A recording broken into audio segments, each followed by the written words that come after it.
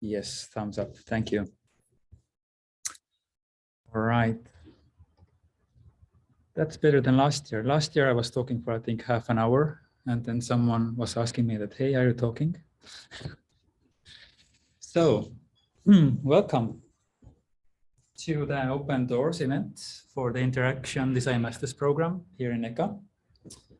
My name is Tanel, and I will be telling you today a bit about our master's program and what we're about.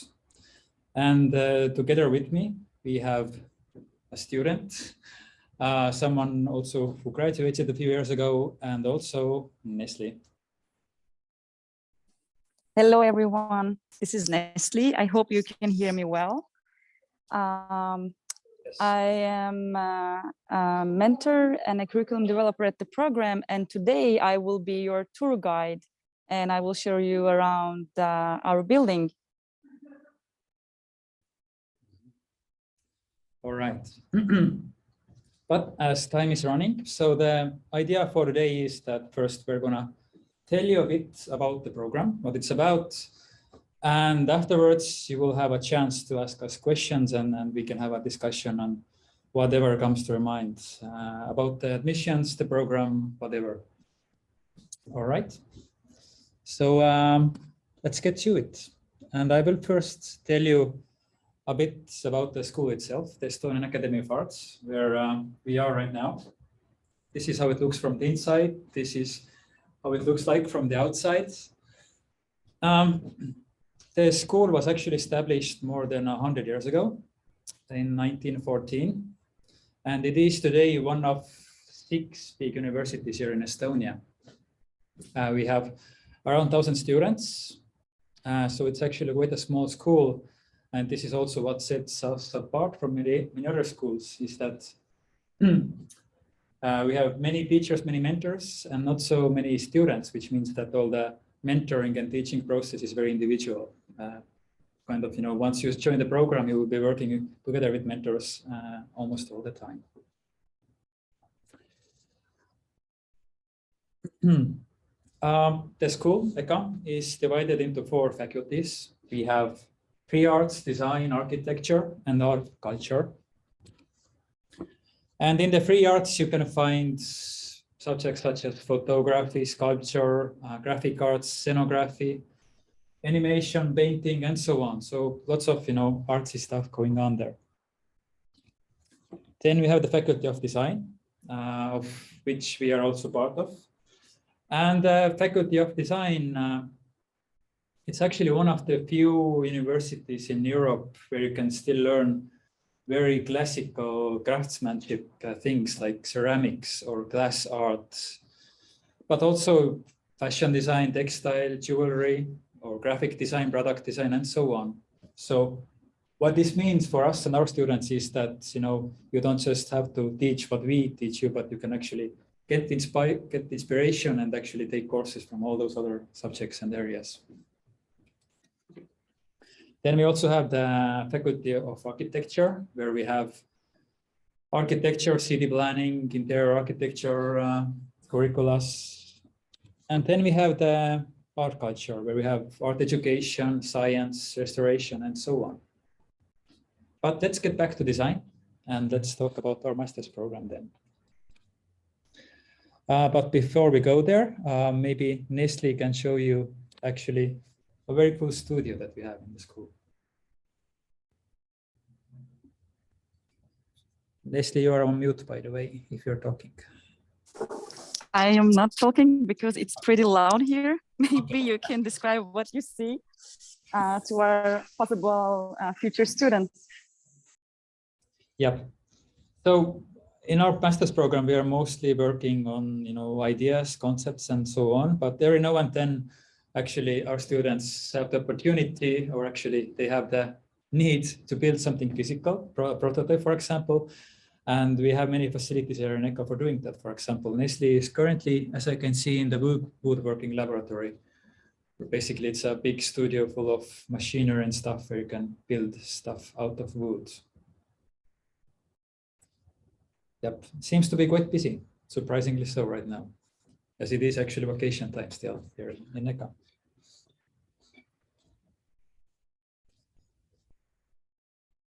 Yep, quite a lot of space there. Thank you, Nestle. So continuing, let's get to interaction design. So now what is interaction design, or what is user experience design, or service design, or design thinking, or digital product design, or all those different design disciplines? They have emerged in the past, let's say 20, 30 years. And you can kind of mix them up quite easily. That, you know, they are kind of doing the same thing, because in essence, they are actually all centered around the same concept, the same main idea, which is that they are all focused on humans. They are actually all dealing with human-centered design. They're focusing on humans, their needs, human values, human behaviors.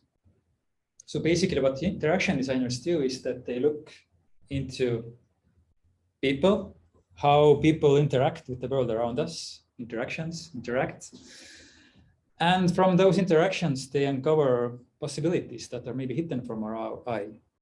And if we pursue those opportunities, then that might lead to innovation.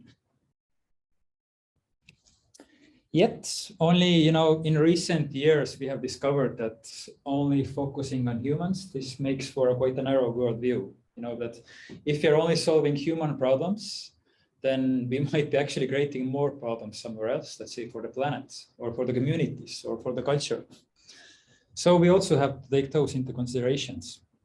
And this is exactly what we do in this master's program. So we are starting with human-centered, but then we're taking this approach further and looking wider. So what we do is that we take those insights, we learn about humans, and as well about the world around us, and then we develop those insights into a vision. So we are looking into the future, but we don't really try to predict what the future is going to be like, because the world around us is just too uncertain, it's too unpredictable. It's impossible to predict it. So instead, we have this mindset that we are creating this future. By creating those opportunities, new opportunities that didn't exist before, and maybe something will happen, maybe something will change, we don't know, but we have created the opportunity by designing that something might change. So this is what design is for us. So it is about building empathy with the world, making the invisible visible, uncovering those individual, social, cultural structures that are driving us as humans, and making those discoveries tangible. And then using those as a guidance in a creative process. And it's 2022, even the sky isn't the limit anymore for the creative process. So this is how we see design. And now back to Nestle. Hello again, everyone. It's Nestle. And right now I just arrived to our IxD.ma studio, Interaction Design Studio, where our second year students spend most of their time. And many of our projects are team-based. So it's a teamwork, and this becomes the home of our students, where they collaborate together and they bounce off ideas. We have some pieces, wood-made pieces that had been prototyped in the wood workshop that I just showed you before. Of course, we have a bunch of sticky notes. And hopefully, if you join us, this will be the place where you will be spending a lot of time. And this is one of our 2 studios. This is the one that is cozier. We spend time here drinking tea, chit-chatting, brainstorming and ideating with Legos. And yeah, this is our cozy interaction design studio. Awesome. Thank you so much, Nestle. So I told you about what design is for us. Now the question is, how do we teach it then? Or if you were to study here, then how would you actually study that? So, there are different approaches and ways how you can approach teaching design, or how if you apply for a school, a curriculum somewhere, then there are very different ways how you can actually learn design there. What we believe in is that you don't actually learn to be a designer. You can't learn to be a designer by reading books or listening to lectures or watching documentaries, but rather you grow into being a designer.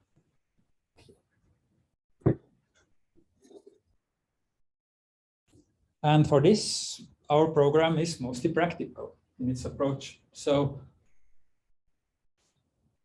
basically, the moment you step into the school building, 1st of September, you will start working on a project-based thing, and start gaining this experience that will let you grow into a designer. But, you know, the role of designers is changing quite a lot. So, you know, we are not just here anymore to build new products, or, you know, do we actually need even more products in the world right now, or build new services or better services? So it is more and more expected from us to actually bring this human vision or human touch to any kind of, I don't know, innovation process. So, for example, me, like my main job is here in EKA in the faculty, but as a side project, I'm currently helping some Estonian companies to do like a green transformation process using my interaction design skills. But in order to kind of accept those new challenges and then go into this kind of adapt to this new world and new demands for designers, we also have to look a bit in the future and be able to tell stories about this future. So we are actually adding a touch of speculation and speculative design into this practical approach. So you will be working on real projects, but you will be also speculating with future visions. So IxD.ma is a two-year master's program. We have cycle studies, which means that you will be studying on Thursdays, Fridays, and Saturdays, and not full days. So it means that you can actually work and study at the same time, although we do suggest to work maybe half time. And our mantra is empathize, build, and reflect, which are also actually the titles of our semesters: empathize, build, reflect, and eventually thrive. So on the very first year, you will acquire the thinking and basically the thinking and the skills and methods that are needed to actually be a human-centered designer. You will learn to build empathy, discover opportunities, prototype, and develop your ideas, and use storytelling to actually deliver those ideas and present them. On the second year, you will build on the foundations that you built in the first year of becoming a designer, and you will actually broaden your view. You will deal with social innovation or speculative design, or you will look into trends and deal with future visions and building futures. And you will also reflect on your vision as a designer. What kind of a designer do you want to be? A product designer, service designer, strategic designer? These are all opportunities that are open for you. And eventually you will end this process with a degree project that you do on a theme or topic that you choose yourself. So as you have mentioned, maybe then I haven't really talked about design tools, because a lot of time when you talk about design, you ask that, hey, do you use Figma? I haven't talked about design tools because we don't teach them. You know, first, why? Because the tools are advancing so fast. You know, I think during this talk right now, like new tools got launched somewhere that does something better than the previous ones. And also kind of, you know, knowing those tools, well, they have become super easy to learn and master. And also it's just kind of means to get some kind of end result. You know, what is actually more important is, or it's more fundamental to know the thinking, why we use those tools. But I'm making a small pause here. I can see that Nestle is somewhere very interesting. Do you want to go by there? Yeah, of course. I am in the architecture and urban design department's studio right now. And you can see that they have been perfecting their crafting skills here. And I don't want to make a lot of noise because people are studying and working right now. And here there is also a 3D printer lab where many of our students come to prototype their concepts with the 3D printers here. And there also like a laser cutting lab here. And it's a place where our students mostly use to prototype or make their ideas more tangible. And it's a really inspiring place to be because it is full of interesting artifacts, materials, and shapes and forms. So I think that this is the beauty of EKA. Everywhere is surrounded by glasses. You can see what other departments are working on. You can collaborate with them and you can get inspired by each other. And it's a really open space, as you can see, hopefully. It's super dark here, that's the downside.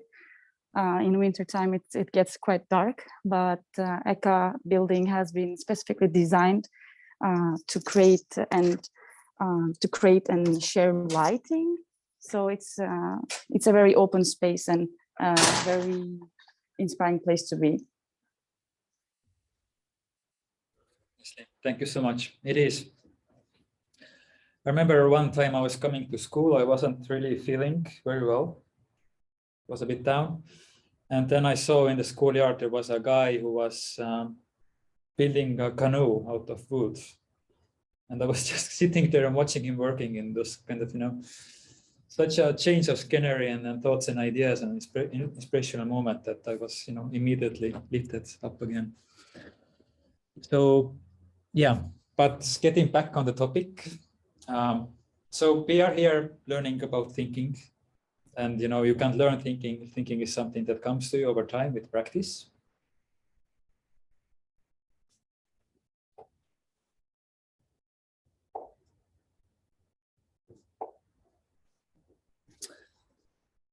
And if you're thinking, then over time you will actually develop a certain point of view, an attitude. And this attitude, how you actually approach problems, or how do you react to uncertainty, for example, or how do you share your visions, or how do you, I don't know, develop ideas, or how do you take things that you see around us and merge them into something new? This kind of attitude is actually what we believe makes a designer. And you can't learn an attitude, you grow this attitude. And how do you grow? You grow by doing, by experience, by setting yourself goals, by trying, by failing, and trying again, learning. So what we really do here in EKA is that we provide you this safe space in which you can experiment and grow. But in this safe space, it is you yourself who is only responsible for your progress. So if you're coming to learn here, then you really have to want to learn. And how you use this safe space that we give you, then this is up to you. In this process, we give you guidance. Basically with each project we do, we set goals, we share honest feedback to each other, individually, in teams, with mentors. And we learn from that and we try again. It kind of forms like a loop. And this loop is the backbone of our studies here. That guides your development as a designer. And you won't be guided just by the faculty. You will be also guided by your mentors. And we call them mentors, we don't call them teachers, because as I said, we don't really have lectures. We have projects and mentoring. And all our mentors are real life practitioners. They are designers who are right now working somewhere out there in their studios or with clients on real life projects. And they are really passionate about something. And we have asked them to come here to school and share that passion that they have with you, the students, on then the topics that they are good at. But in addition to the faculty and the mentors, you will be also accompanied by your teammates. the 11 other students who are working with you on the course. We always have very multicultural teams. We currently have students from Mexico to Japan and like everywhere in between. And they have very, very various backgrounds, from developers, marketers, documentary filmmakers to physiotherapists.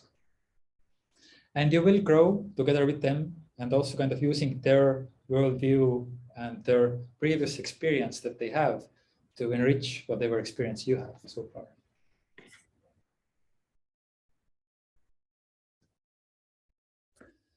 And last but not least, you have the safe space, you have the learning opportunities, the journey, the mentors.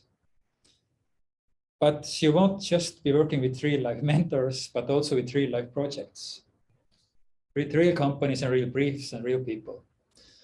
The cool thing about design is that, design doesn't really exist by itself. It's not like a box that there's a designer and there's a design, but design always coexists with something else, like another topic, another theme, some kind of a client, a brief. And this is what we bring into the program. So over the years, we have had the chance to work with very cool companies. You know how well you can see it. All the images, logos are also up on our webpage. But we work with Estonian startups. We work with Estonian big hospitals, the government sector, telecom companies, banks, on super various and different kind of themes and briefs each year and each semester. So it's a learning opportunity for our students, but also for the partners and clients. So, I don't know, Nestle, are you here?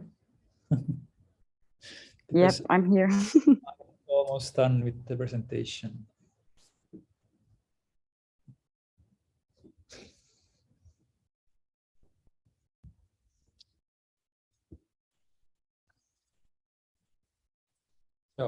So this is our big studio.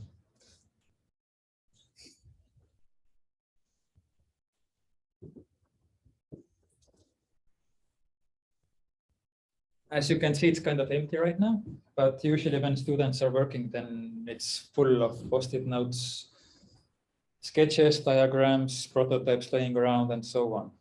But we cleaned it up a bit because the semester is just starting, and we want to start from a fresh perspective. But I would actually wrap up for now with my presentation, and maybe we can actually talk with some of our students.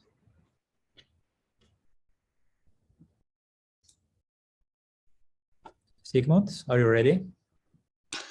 Hey, yeah, let's do it. Yes, so Sigmund is our first year student, joined the program half a year ago, and he's gonna share a bit his experience in the program and one of the projects that he has been working on. Hey everyone, let me just share the screen and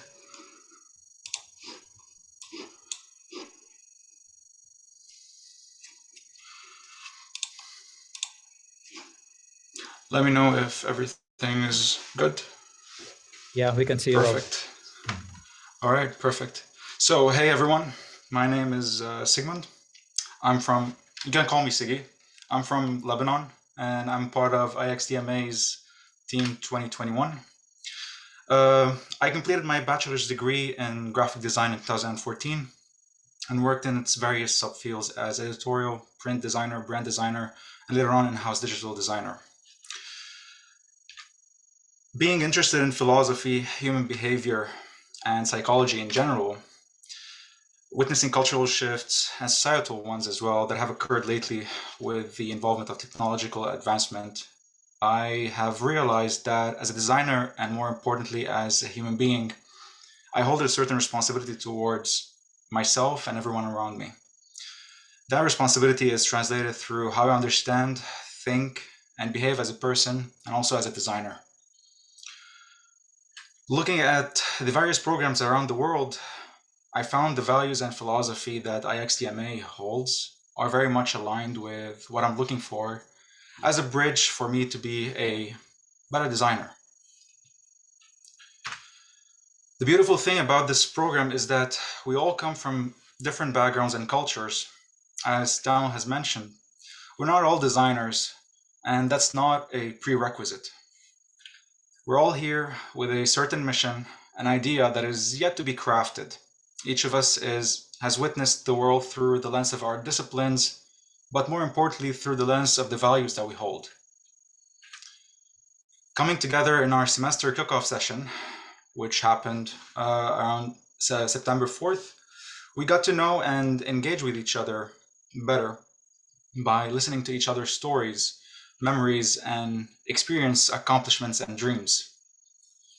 We've written everything down on sticky notes, as this will be our main tool throughout these 2 years. But when we've written them down, we wrote them down on a large piece of paper. It all looked chaotic at first glance, but when we organized everything, 3 themes appeared: the know why, perfect the how, and know yourself and others. Themes that I found myself are essential individually and collectively. Themes we will carry with us throughout these 2 years and beyond. Consider it as a looping equation with responsibilities that get heavier and heavier as you acquire further understanding and knowledge, and basically that's the beauty of growing. What's interesting is that we sort of used those themes when each of us had the chance to DJ at the kickoff party, where we tried to establish the mood of the party, taking into consideration the people attending and other factors. Truly, it was quite fun, and I overcame my anxiety a bit. The previous semester was all about discovering, understanding, and empathizing, essential components in the design process and designer's core skill. And day by day, our mentors have helped us acquire them by doing. Or in other words, it was a practical approach for us with the various projects that we have worked on.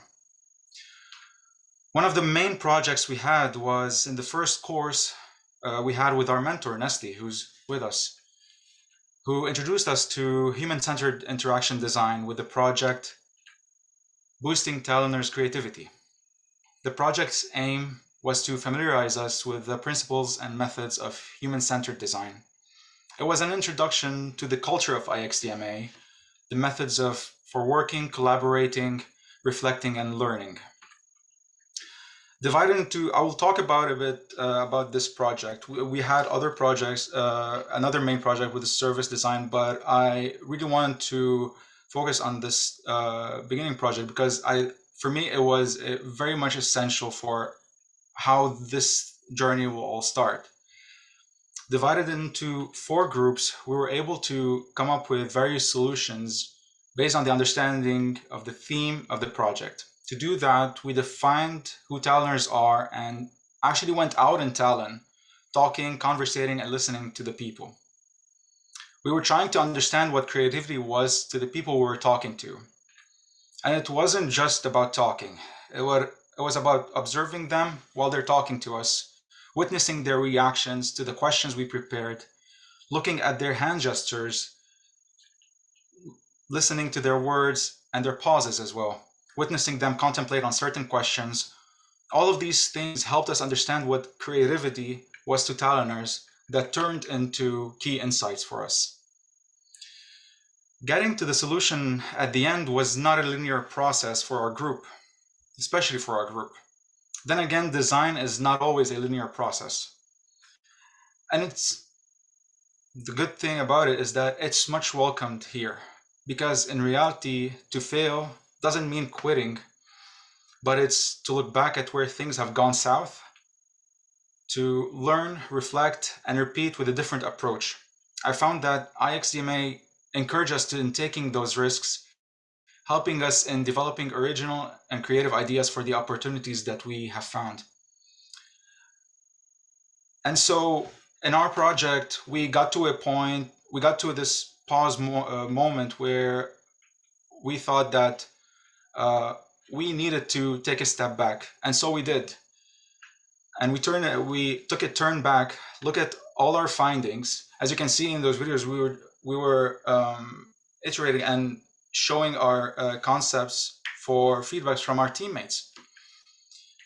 But we looked back at that project and we saw that there's a bigger opportunity. And so we re-ideated and developed our concept, which is a small portable pin-like device. But in this little video, it's a small snippet, but the thing is, we re-put everything on the table and then we just re-ideated through one method, one of the many methods called the Crazy 8. And it's actually a really fun method.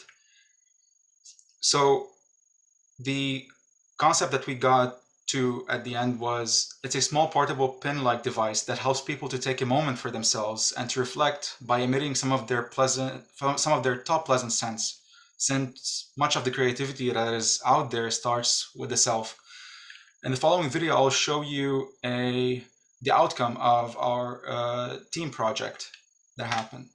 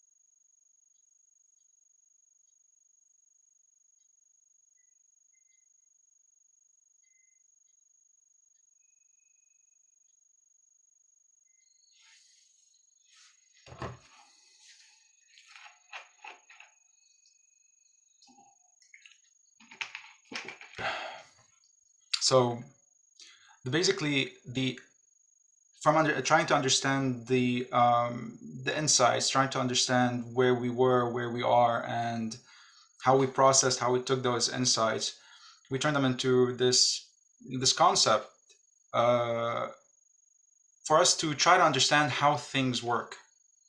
And honestly, I'm very much grateful that we have turned back and gone again through the process of ideating, because for me especially, it was very important to try and see how I'm able to pick ourselves up, how we're able to pick ourselves up after having, failed, we would say.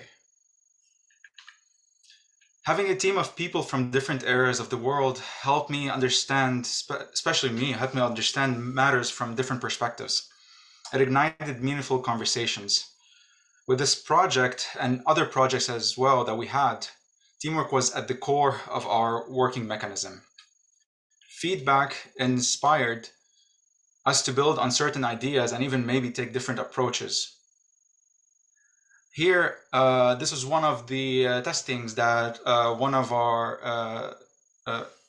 the other groups of Team 2021 had done, and in the following video, you'll see how far we would go to just test the idea out. And we noticed that it's not about, sometimes it's just about something that is human and fun.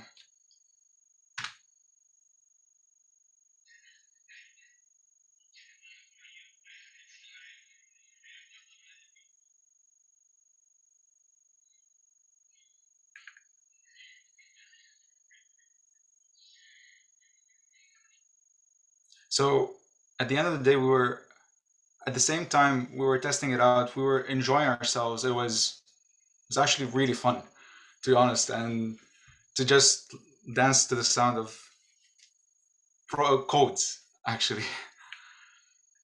We also had the opportunity to test things indoors and also outdoors. Here, as you can see, part of the process of testing the idea out was to go out to people in EKA, to students, to mentors, to everyone. And just here, we just wanted to ask them about their day.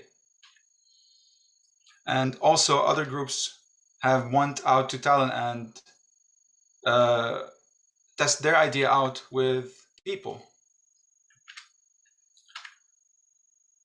And we also had the opportunity to showcase our projects to second-year students and acquire meaningful feedback from them.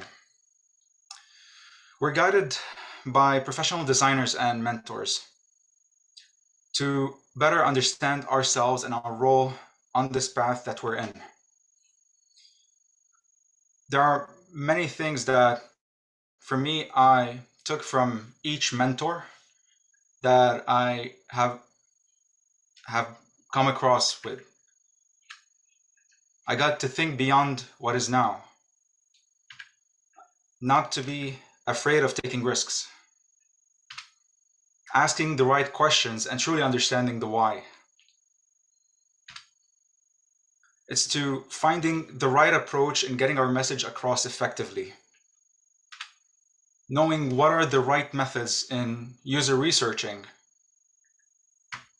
and to understand how aesthetics play a key role in how things are perceived.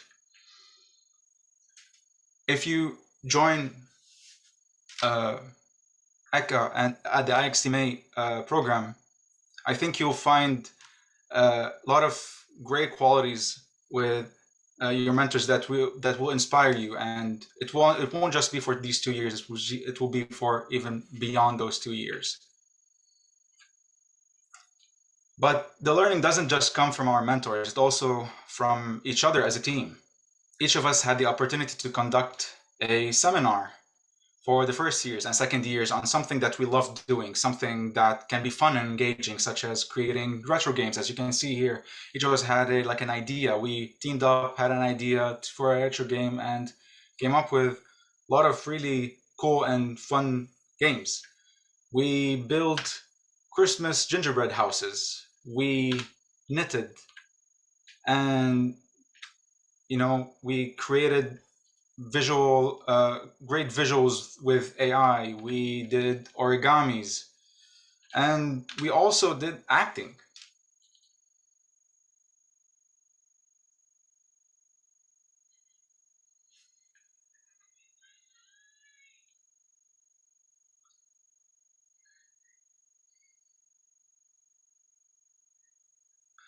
Truly, everything that we have taught each other had helped me as well. I took something from them and it helped me in the process of understanding people, understanding behaviors, the ability to go beyond the ideas that come quickly. It's to just ideate even far beyond the box. We also had the chance to participate in a week-long workshop which was the first of the Erasmus Plus Strategic Cooperation Project, titled Digital Tools for Creative Collaboration, with students coming from 2 partner universities, one in France and the other from Germany. This workshop was in a form of a design sprint, and I'd have to say it was an eye-opening experience for me, having seen how we were engaging with each other, understanding the topic of digital tools from various perspectives, and building on each other's ideas. If I had to sum up what I have learned from the first semester, there are 2 quotes that could summarize it. One is, you cannot understand good design if you do not understand people. And the other one is, the most exciting phrase to hear in science and here in design is the one that heralds new discoveries, is not eureka, but that's funny. At the end of the day, if I had to phrase my experience with IxD.ma here at EKA so far, it is that it takes a village to raise and make a designer. Thank you so much for giving me your time to let you in on my experience. And back to you, Tan and Nestle. Wow. Wow, Sigmund, thank you so much. That was very inspirational. I actually made some notes myself. Thank you. Yep. But that's how it goes, you know. We as faculty and mentors, we also develop together with the students year by year. And it's a fascinating experience. All right. So we also have Timo with us. Yes. Hi Yo. from my side as well. What's up? Life is good, and dark winters still continues here in Estonia. Information for those who are not here. It's pitch black outside, yes. Sigmund, how are you dealing with pitch blackness? Let me just show you. It's dark, you can't see anything. But it's good. It's a good experience. But it's getting better. Yeah, like maybe in a month's time, the sun will maybe set about now. Yep. So yeah, it's maybe looks promising. But yeah, I was asked also to share my experience with you guys as being the alumni of IxD. So you would have also an idea, I don't know, how life could continue after your studies in the program. So yeah, unfortunately, I don't have any presentations, so I just tell you this as a story. So yeah, 6 years ago, 2016, I was pretty much in the same position, maybe as you are right now, or some of you might be in the same position. I was on the crossroad of my professional career, having been a book publisher actually for 10 years. And having a background in information science, so no design knowledge, nothing in IT or development, but I wanted to study something new. I had an interest in digital products, also in IT, but it was pretty much as vague as I'm describing. So yep, and then I heard about this new starting program called IxD, where I decided to step in. So I was part of the very first class, and what was it then? 5 years later, I graduated it. So it took a little while longer, but deliberately, because yeah, officially it takes 2 years, as master studies tend to do. But I used up the gap years to gain some more knowledge, but also gain some practice in the field, and do my exchange studies abroad in Norway. So just wanted to I don't know, yeah, gather more experience before I was ready to jump into master thesis, which I wanted to make like a great project. So yeah, that was kind of like a borderline for myself, but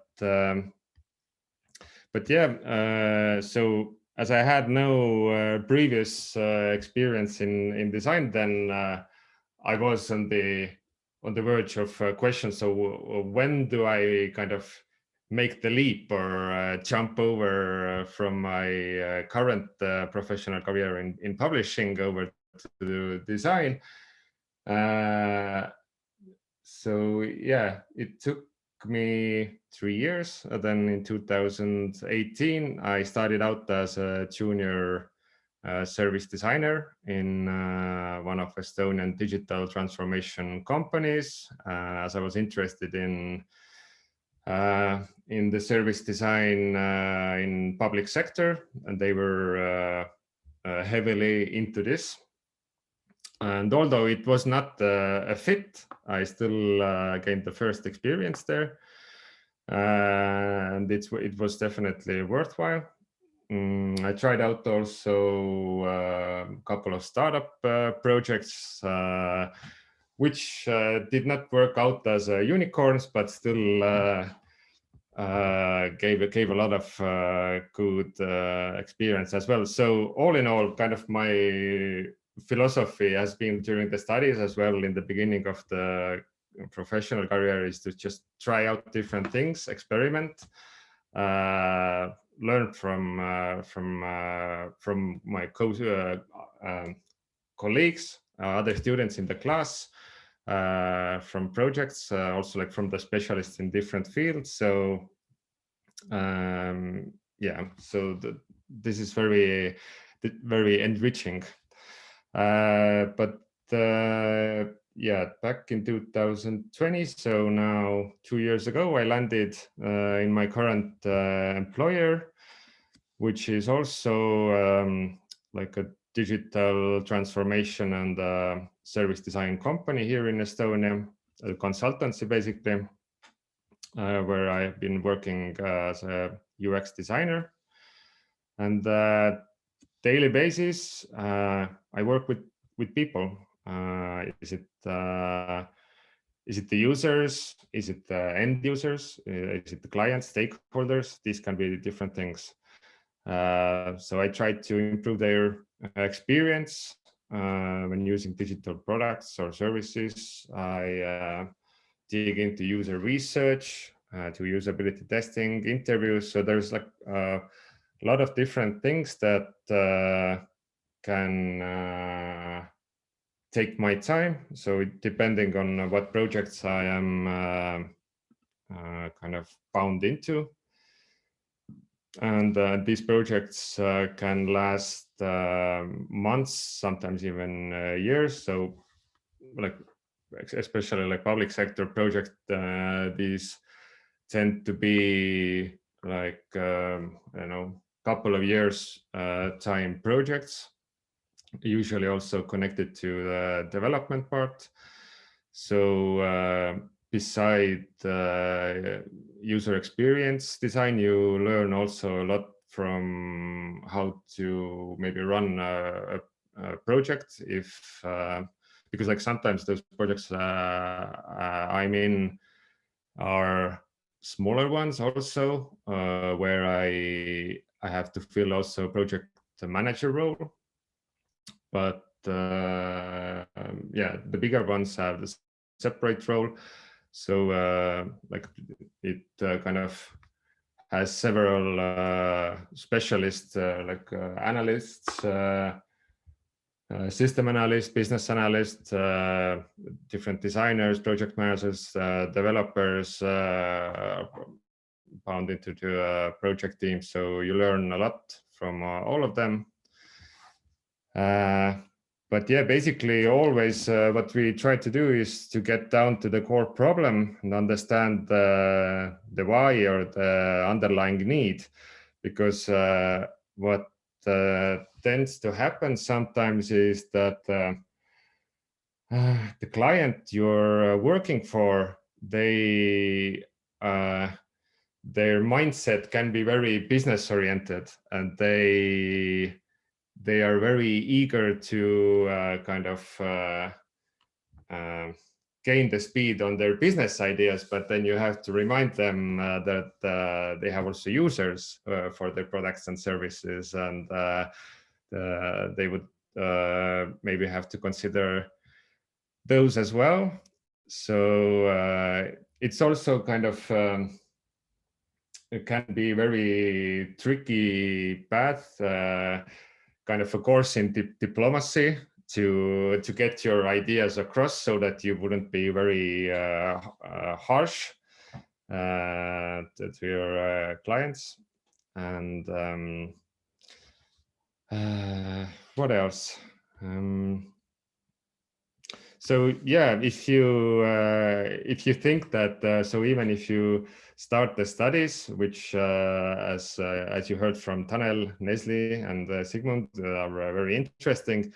So maybe if you still have a question like how do you begin your design career if you have not tried out one, or if you have no experience, then I would recommend to put in a lot of work, enhance your skills, like put yourself into student projects or even projects outside the house, and you gain the feeling when you're ready to try out something. And one maybe trick is that you don't have to wait any job at. You just have to think where you want to work or for whom, or maybe you want to do your own thing or your own project, or maybe you have developed your own product, and then you just go and talk with that employer. This is what I did, and just told them what I have to offer, what is my experience, what skills I have, and then landed into negotiation and in the work. So although, yeah, definitely, if you're looking for job ads, then there are plenty of them as well, and so it is very how to say, yeah, inspiring area where to work, because there is a lot happening all the time. So this is shortly what I can tell. Maybe if you have any questions or comments, I can open on them as well. Awesome. Timo, thank you so much for the great insights. There are actually a few questions. And one of the questions is, I don't know if you remember anymore. It was in the previous century, but do you have any advice on how to build a strong portfolio for admissions, especially if you don't have design background? Because yeah, we don't call it a portfolio. We call it a display of previous experience, because we are open to people from various backgrounds. But what did you have in your portfolio? Do you remember? Yes, I remember. So as I had a book publishing background, then like some works in my portfolio were a couple of book projects, which maybe communicated maybe more, I don't know, systems thinking, or like how I have compiled books out of like different blocks, and like while thinking like how the reader or the user of the book can find those different blocks as easily as possible. So I remember that I had a couple of those. I had also some little video, I don't know, some tryouts or cuts, editing cuts. So yeah, I didn't have like anything I think from the design field. So I was trying to communicate my thinking rather than my maybe visual skills. Okay, thank you so much. Sigmund, do you remember what you had in your portfolio? Well, you probably have design works there, right? I can't recall right now. Yeah, mainly they were design works. I just I tried to have different design works from different themes of projects, because there are different mechanisms happening and different understandings, different ideas. So it was just what I wanted to do is just show my cards and see how I'm able to fit, or if I would be a good fit to the program. Yeah. Basically, yeah, with the portfolio, I guess the main thing we want to see, or a display of previous experience, the main thing we want to see is kind of what have you been up to in your previous life so far, you know. If it's not design related, then maybe even the better. We just want to see how you think, and that should somehow come out of it.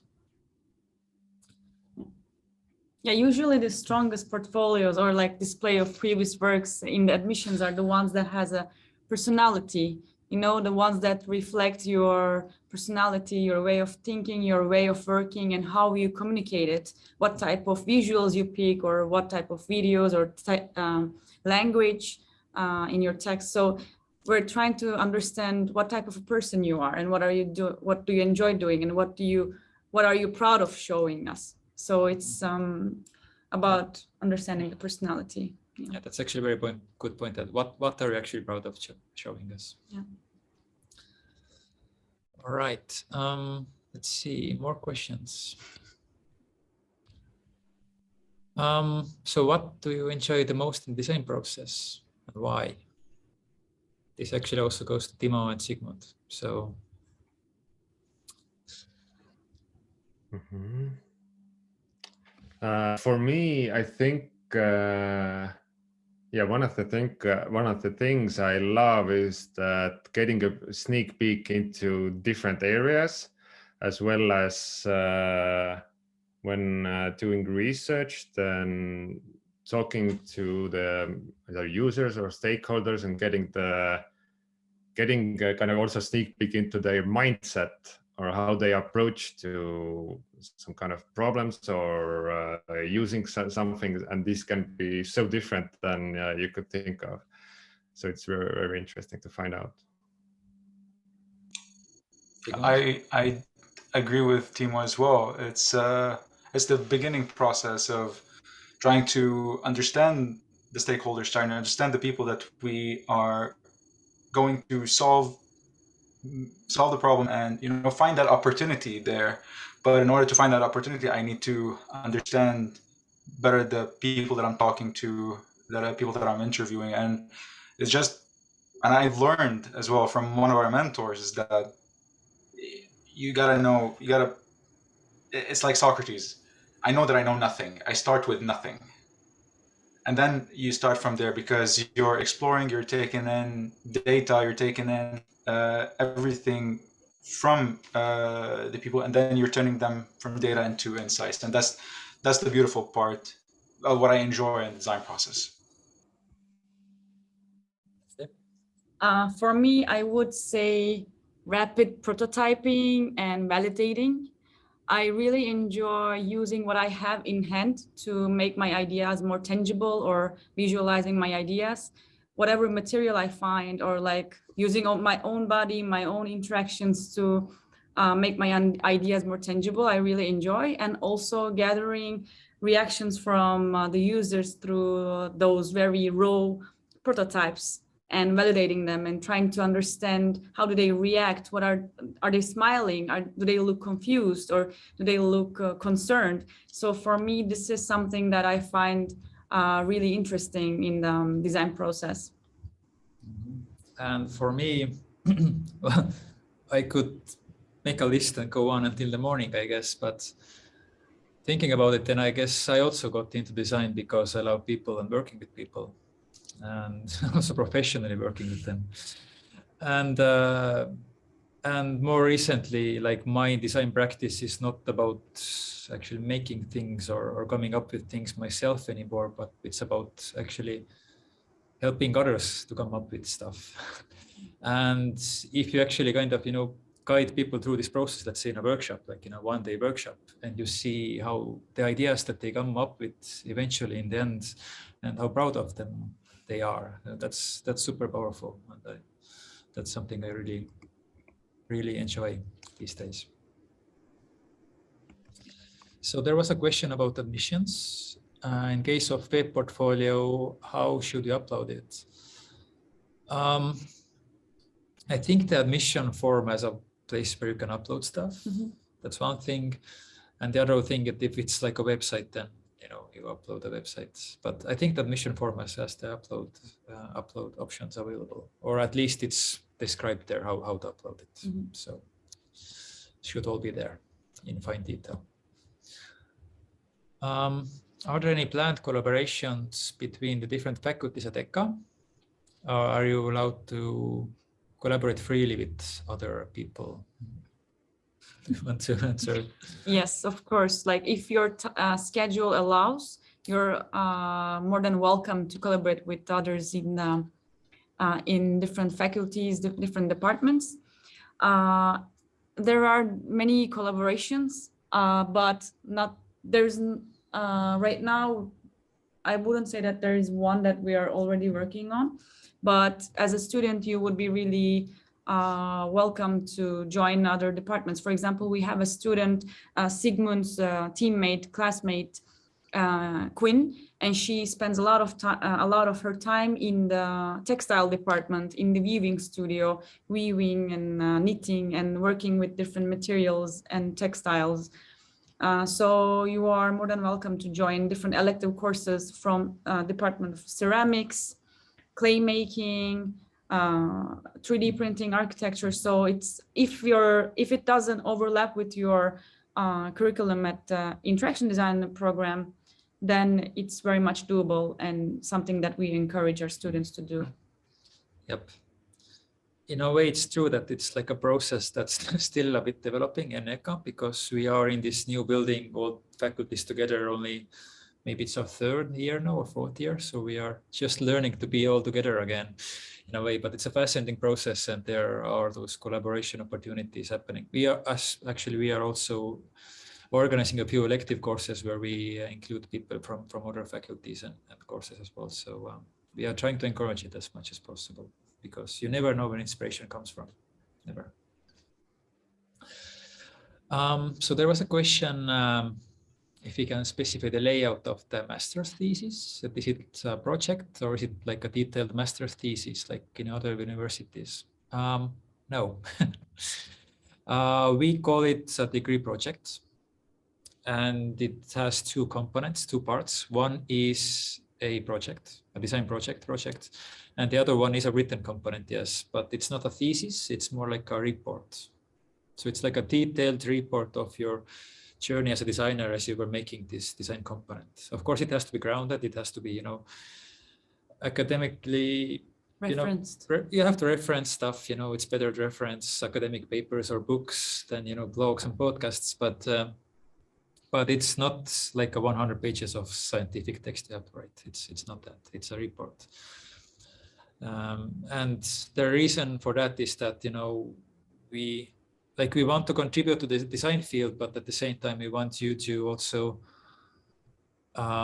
produce something that can be useful for your own future lives as well. And this kind of design reports, case studies, they're just so much more easier to digest in our field.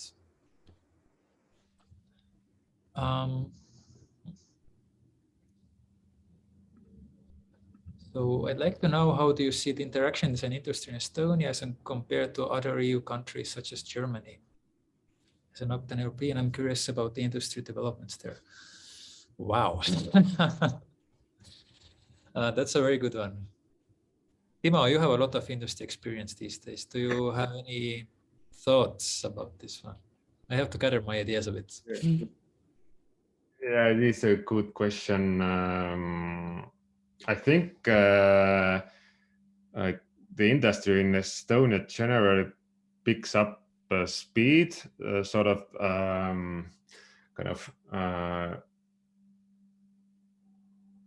design as a role is how to say,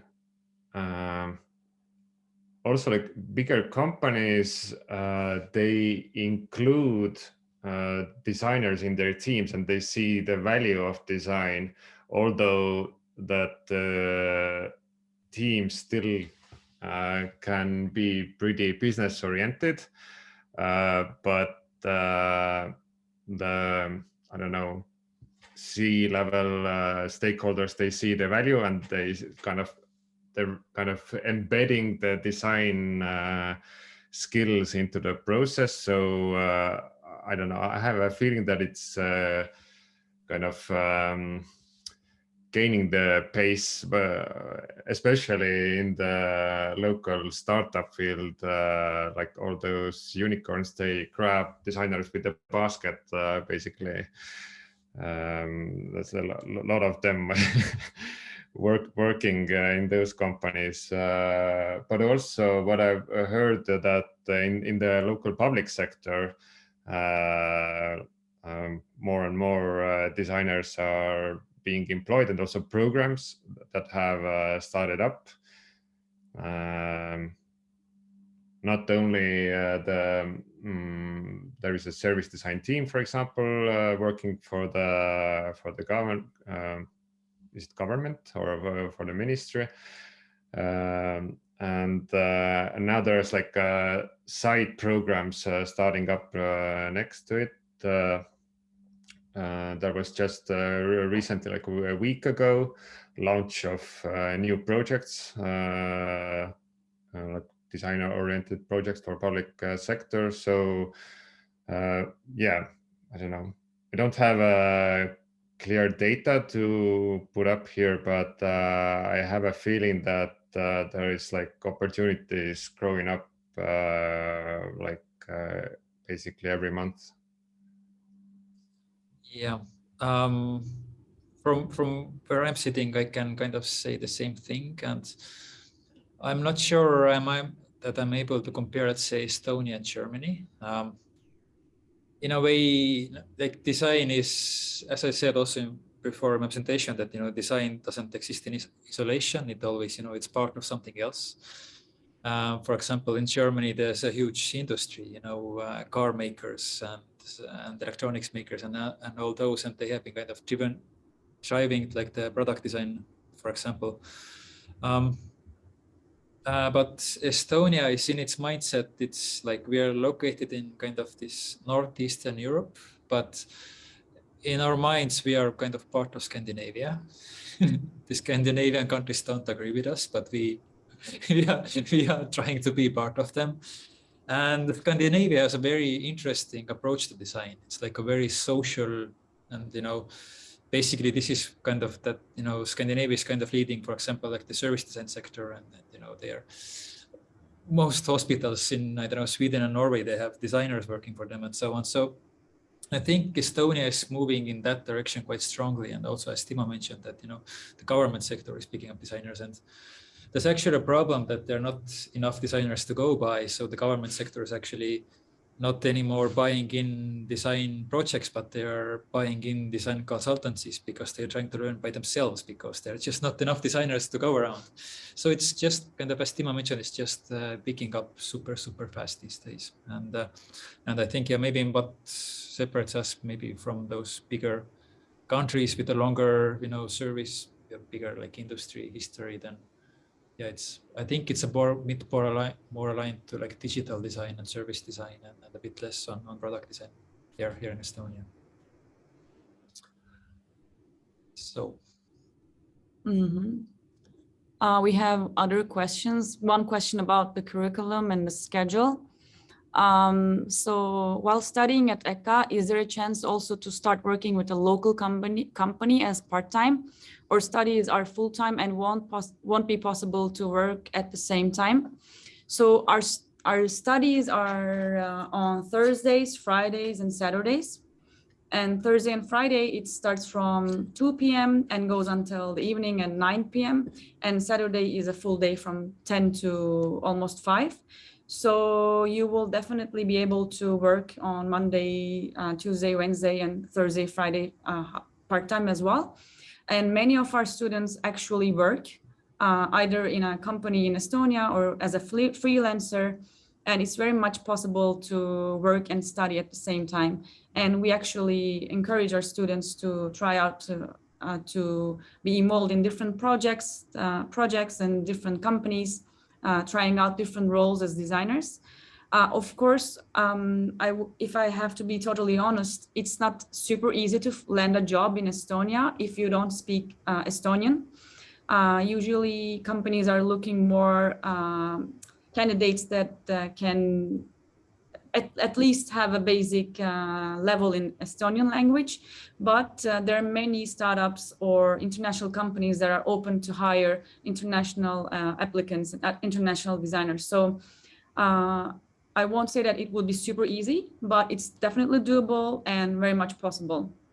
And we actually have a even like a problem that many of our students land a job as a designer, and then they don't find enough time to deal with their degree project, for example, like Timo did, and it takes more time to graduate because many of our students has made a huge shift in their careers and became designers over the time. So it became more difficult for them to deal with the degree project. But it's something that, like as a joke, I'm just saying, but it's very much doable and possible.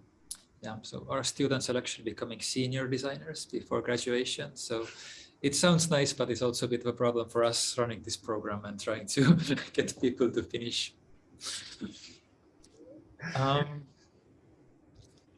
So question, will you learn how to deal with crazy clients? Yes, through experience. We've had interesting experiences. Most of our clients are like, we are also very selective as to who we work with because they have to be very open-minded. But clients also have very different stakeholders, different departments. For example, if you're working with the hospital, one of our continuous partner with whom we're working every year now is the biggest hospital in Tallinn or in Estonia. And there are a lot of very cool, but we're also very crazy people there. And yes, our students get to be exposed to that experience as well.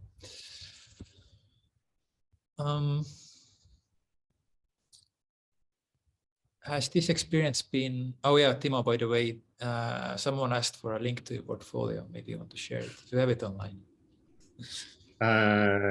Yeah, I can share it, but it's not public and I have to look up for it. So I would say that those who are interested in it, find me in LinkedIn and I can share you the link to it. Sure. Yep. So the question here is that has this learning experience been what you expected? And I guess this question is more towards you guys.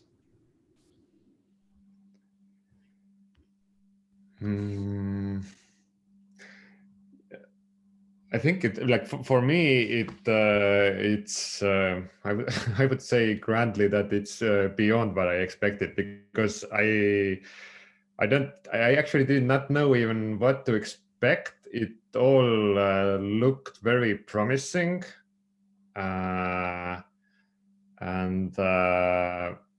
basically I jumped into kind of unknowingness, but all the signs told me that it's an interesting course and area to jump into. But as I had no experience in the field, then basically everything I went through or learned was new. So so that's why it was so much more than I expected, because my expectation was, I don't know, I didn't have any expectation basically, because it was totally new thing for me, and it was very, very cool. Same goes with me as well.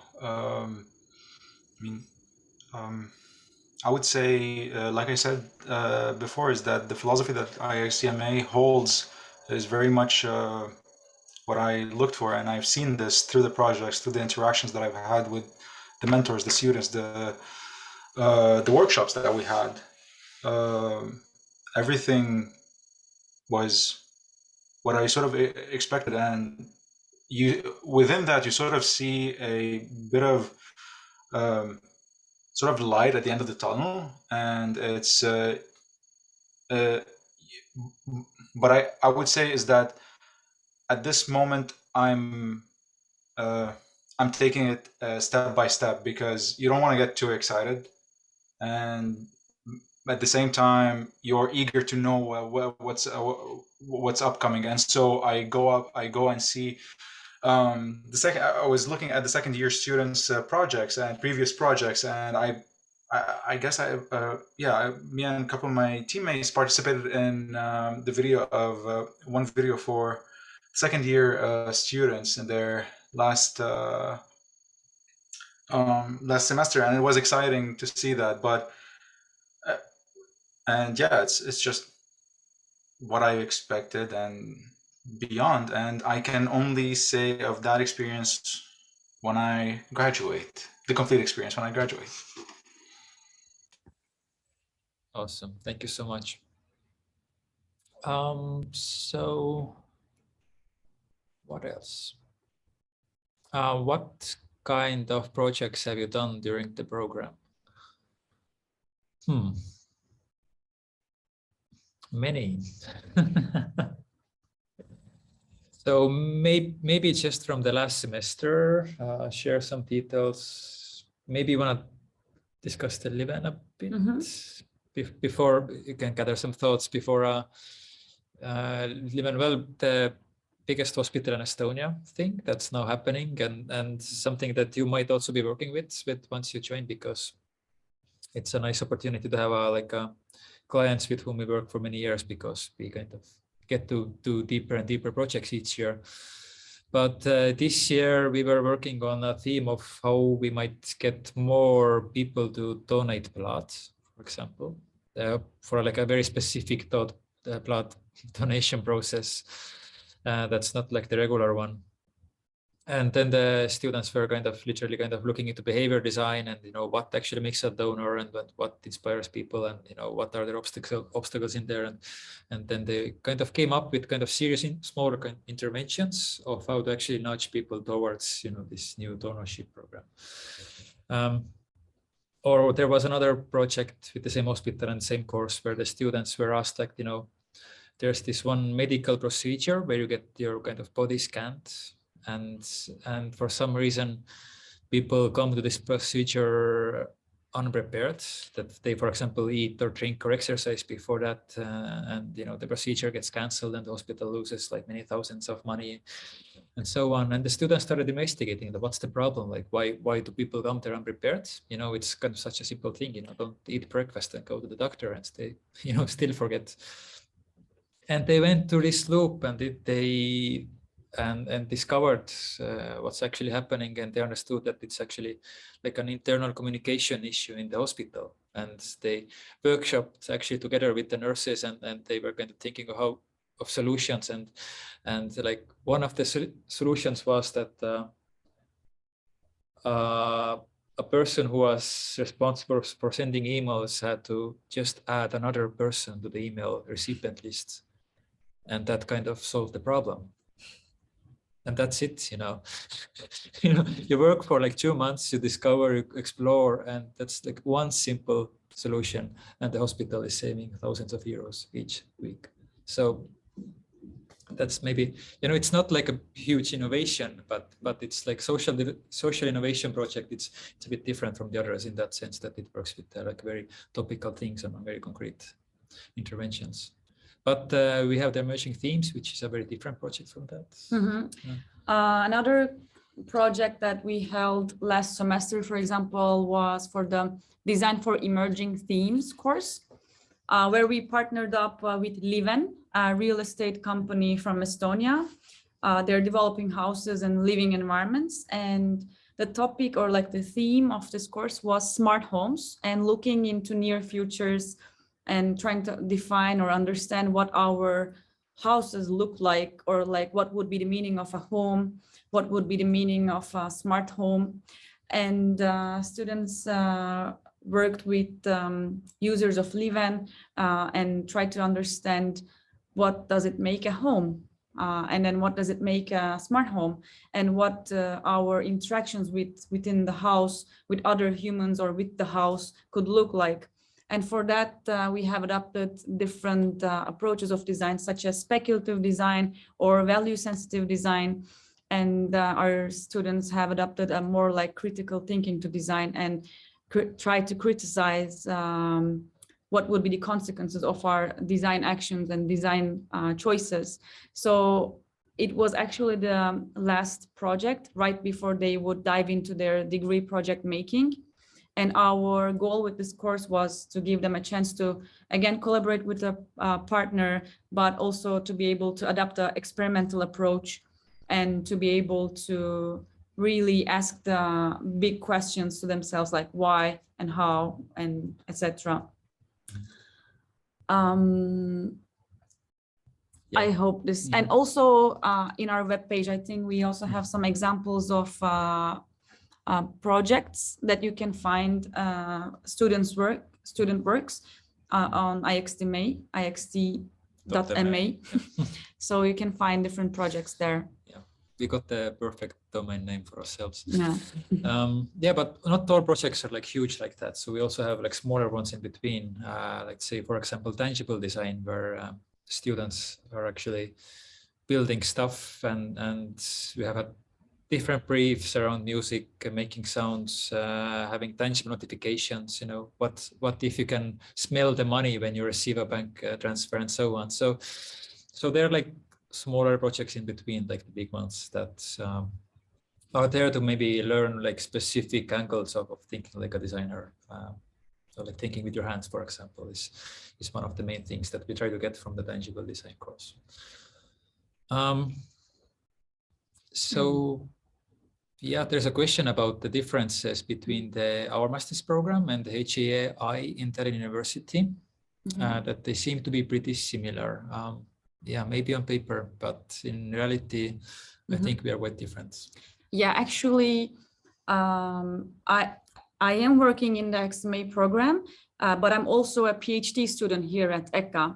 And as a PhD student, I had a chance to work in the HCI program at Tallinn University as a PhD, like a doctoral student. And I spent actually quite a few months there for a residency program. And I had a chance to really be involved in their way of thinking and way of making. I spent a lot of time in their labs, etc.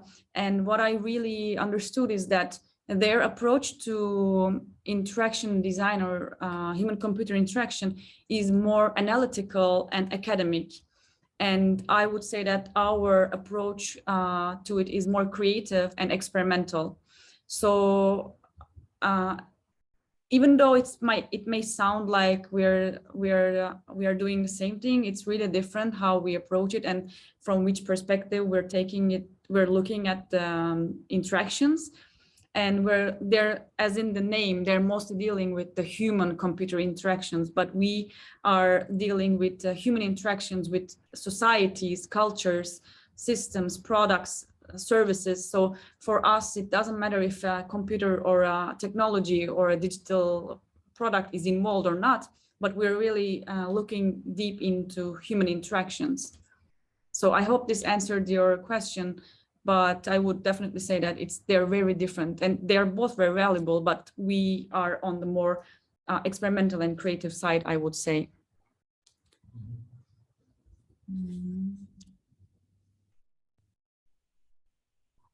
Okay, there is a question about projects becoming reality. Has any of the student projects in EKA developed to any existing startups as well? Yes. There has been cases where our students applied to hackathons or different hackathons. I think they were like mostly hackathons, and they won prizes and got funding. But right now there is one project that is going under development, which was a recent degree project by Marine. She created a concept for people who are dealing with anxiety, and she created a concept called mental pin and try to help them take control over their body and their anxiety, and to bring them back to reality, and to help them with their anxious moments. And after graduation, she took a little break of this project. She didn't want to look at it for a while, but then I think a year or a year and a half later, she took the idea to a hackathon and won some prize, and now she is building it, and she has people helping her do that. She has developers from different countries helping her, and I think it's already becoming reality. She already created a team right now. It's happening. Yep. And also a few years ago, we had a collaboration project with the Swedbank, where I think one of our student teams came up with this super simple, elegant solution that for some reason doesn't exist yet, which is that you can make donations with your bank card. You know, people don't carry around cash anymore. They pay everything with cards. So why can't we have those small, you know, paying machines, you know, that actually you just tap and make a donation, let's say in the shop or something like that. And so one of the students developed this as a concept for a course project, and they think they also built it into a real project, but then, you know, startup life happens. And then there was another one that's actually, I think, also graduated this year, Sigrid, and she built kind of a game which is basically like an office game that you can play physically with the office co-workers, and she built it as her degree project, and she has plans to continue with it as well, but let's see where it goes. So yeah, these opportunities are there. So there was a question about emphasis on working with local municipalities, civic organizations, non-profits, etc. for course projects. If I can talk a bit more about that. Yes, so it's kind of like, you know, social approach, which is part of our program, but we are trying to resist the urge to make it the main part, you know, because, you know, designers are still needed everywhere, not just in the kind of, you know, social sphere. But yes, we really enjoy working with nonprofits and basically in places where we can really, you know, make a difference as a designer, or, you know, make something for the better.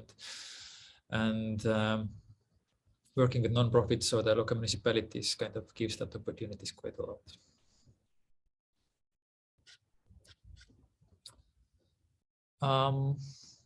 Question about moving to Estonia. Where do you think it would be a good place to move there? Don't know how expensive is Tallinn, but principal cities are always quite expensive compared to others. Does EKA suggest students places to live? Sigmund, where are you living right now? Right now I'm living in Kalamaja. To be honest, moving here, when calculating everything, it's well, if you get closer to the city, things can get a bit expensive, and it all depends on how big your the apartment that you'll take. Or there's also the opportunity to share apartments. There are Facebook groups as well that you can go in, and then you can ask, and people are happy to share apartments to split the cost. Outside expenses are pretty much fine. Yeah, there's a bit of increase of price on products, but that's everywhere basically, and it's it goes in with a certain inflation, but then that's economy. But yeah, no, it's fine. It's actually a bit fine, to be fair. And the further you go a bit from the city center, the cheaper it gets. The accommodation will get cheaper. Sigmund, if I remember correctly, you also lived in the EKA's dormitory for quite a time, like for a short period of time. No, it was Gurkham, I think, and Pietro, if I'm not mistaken, and then they found apartments as well. But there's the student accommodation, where you can also check the apartments there. I can put the link on here on the chat, and you can check it out. So for everyone who's interested in looking at it, they can check it out and see that as well. Wow, thank you so much, Sigmund.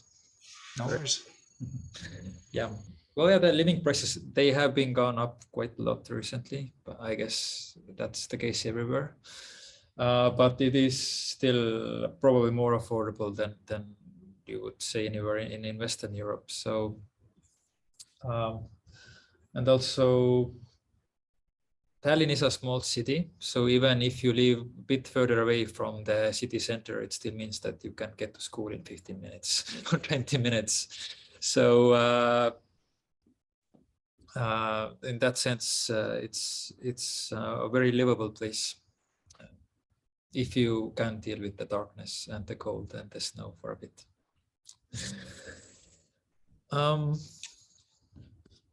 Will there be a recording of this open house? Yes, we will upload it on our YouTube probably, and we will also share the links in our social media. Maybe not tonight, but we'll do that tomorrow definitely. And the question about the degree project, if it's an individual, yes, we want it to be an individual project because it is an individual opportunity to shine and try out different things, and really you can't offload any part of the design process to anyone else. You have to do it by yourself, and we see great value in that, to do it because probably after graduating from school you will probably work in a team and you will probably get a very specific role there, so it's kind of one maybe last chance. Of course not, depends on your own choices, but it's a good chance to kind of go through the process by yourself and make sense of it all by yourself. All right, but I think it is time for us to start wrapping up. If you have any more questions, then yep, there are email lists, and there are also if you are decided and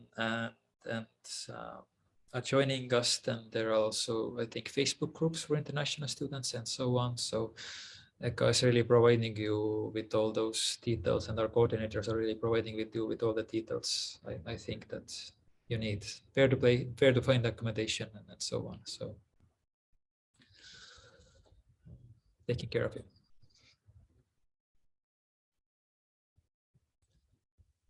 All right. So I guess we can wrap it up. Thank you so much to all of you for joining.